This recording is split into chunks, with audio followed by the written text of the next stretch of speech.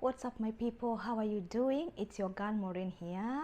I want to say thank you for taking your time to watch my videos. If you are a new subscriber, kindly consider subscribing to my YouTube channel and let us interact on the comment section. Let me know the kind of videos you want to hear from me, and I'll be so glad to honor that. Thank you. And today's video, as the title suggests, we're going to talk about a K-1 visa.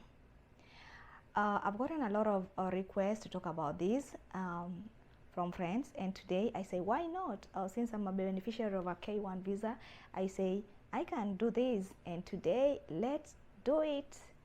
So what is a K-1 visa or a fiancé visa? A K-1 visa, it's a non-immigrant visa, usually given to a foreign fiancé of a US citizen the permission to get into the United States in order to get married. Like in my case, my husband is a US citizen and I am a foreign fiancé. So he goes ahead and petition for me in order for me to come to the US to get married here. So number one, the first stage that normally happens is the USIS filing. What happens at the USIS filing? The sponsor or the US citizen who is the petitioner, in my case my husband, they file the entire I-129F application and make payment to the Department of Homeland Security. So in that USIS we have a packet. It's called a K-1 packet. So in that packet it contains form I-129F. Petition of a foreign fiancé. In that packet also, the petitioner has to put the 2x2 photo size. It should be current, like taken within 30 days. A 2 photo size photo for beneficiary and for the petitioner.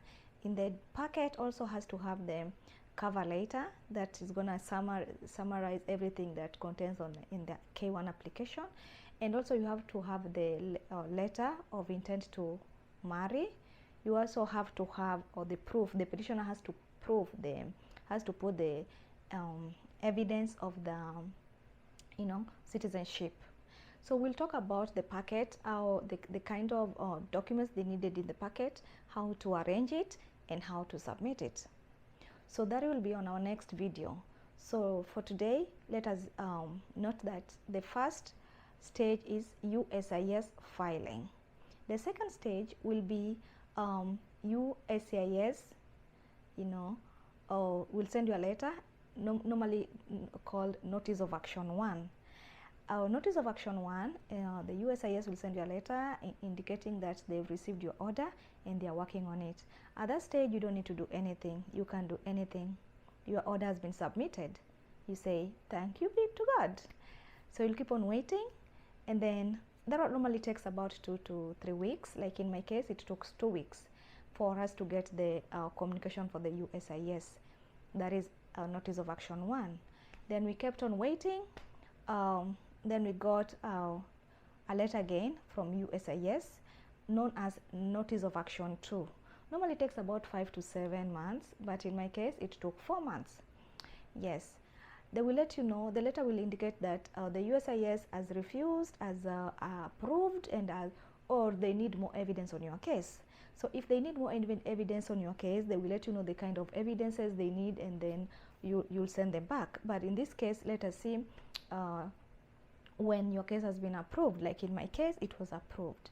So what next at that point? You cannot do anything at that point because you are not allowed to, they've not requested you anything. So you'll keep on waiting. So the next stage will be the NVC center. What happens at the NVC center? When your case, the USIS will refer your case to the NVC, and the NVC will do background check to the foreign fiancé. That was in my case. They did a background check on me, and when it normally takes, it happens within the 2 weeks of approval. So the NVC will receive your case and do the background check, and once the background check comes clean, they will forward your case to the um, the consular office, the consular affairs office in your country of origin. And remember, the embassy will also send you a letter if everything comes clean. They will send a letter, and in their letter indicates the case number and the receipt number. Make sure you keep all your receipts. Make sure you keep all your letters for future reference, you know, for future use. Make sure you keep the copies of the form I-129F. Keep the receipt of notice of action 1. Keep the receipt of notice of action 2. Keep the letter from NVC. And you also, after that, NVC will send your case to the consular affairs office in your country of origin. Like in my case, my embassy was in Kenya. So once the embassy got your the K-1 approved, they will send you a letter. Normally in the letter from the embassy will give you the instructions on how to schedule your medical appointment in designated areas. They will also let you know, they will also give instruction how to schedule the interview appointment. They will also indicate the kind of documents they need at specific time. So all the instruction will be the letter from the embassy, and you can get the letter through mail or through email. So in my case, I got both. Yes, I got both.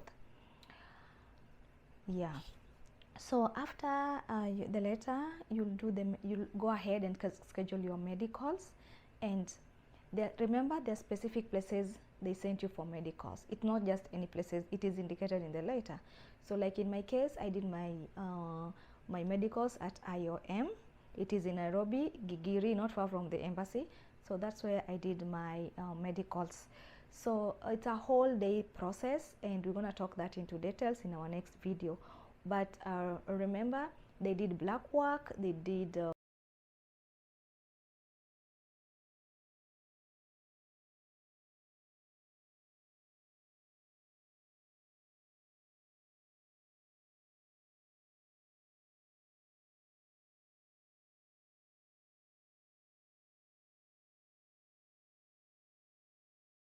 why? Because the medical reports are needed at the day of your interview. So you have to start with the medicals first. So after the medicals, you go ahead and schedule your interview. Remember, once you have the dates and time, you'll have to make sure that you keep the time and dates, and you have to attend the interview in person.